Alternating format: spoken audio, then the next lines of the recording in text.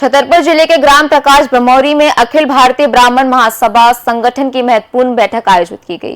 बैठक में संगठन को मजबूत बनाने, समाज हित के कार्य को गति देने और संगठन विस्तार को लेकर विस्तार से चर्चा की गई। कार्यक्रम में संगठन के विभिन्न पदाधिकारी एवं सदस्य बड़ी संख्या में उपस्थित रहे। बैठक के दौरान संगठन विस्तार के तहत कई महत्वपूर्ण नियुक्तियां की गईं। वक्ताओं ने कहा कि संगठन का उद्देश्य समाज के हर वर्ग की सेवा करना तथा ब्राह्मण समाज को संगठित और मजबूत बनाना है।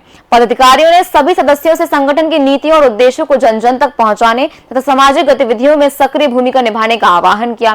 बैठक में उपस्थित सदस्यों ने संगठन को और अधिक मजबूत बनाने, सामाजिक एकता को बढ़ावा देने तथा जनसेवा के कार्यों की प्राथमिकता के साथ आगे बढ़ने का संकल्प लिया। कार्यक्रम का समापन समाज हित में निरंतर कार्य करने के संकल्प के साथ हुआ। मैं सभी ग्रामवासियों को प्रणाम करता हूं और बहुत मुझे हर्ष हुआ कि एक छोटे से गांव में इतने लोग, इतनी संख्या में यहाँ आना सबका, मेरा हृदय बहुत प्रफुल्लित हुआ है। और मुझे हर्ष भी नहीं, पूरा विश्वास भी है कि हमारा जो उद्देश्य है ब्राह्मणों का कल्याण, ब्राह्मणों की एकता, और ये हम इस उद्देश्य को पूरा करेंगे। अखिल भारतीय ब्राह्मण महासंघ का जो उद्देश्य और भी जो हमारे ब्राह्मण संगठनों का उद्देश्य है वो अवश्य पूरा होगा।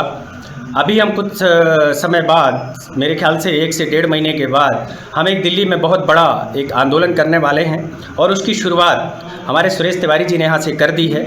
और भी हमारे जो बंधु यहाँ, उनकी टीम ने जो काम किया है, मैं उनको साधुवाद देता हूँ। और मैं सबको ये कहता हूँ कि ब्राह्मण एक संस्कार है। सर्व ब्राह्मण महासभा के द्वारा सवर्ण सभा का आयोजन किया गया है।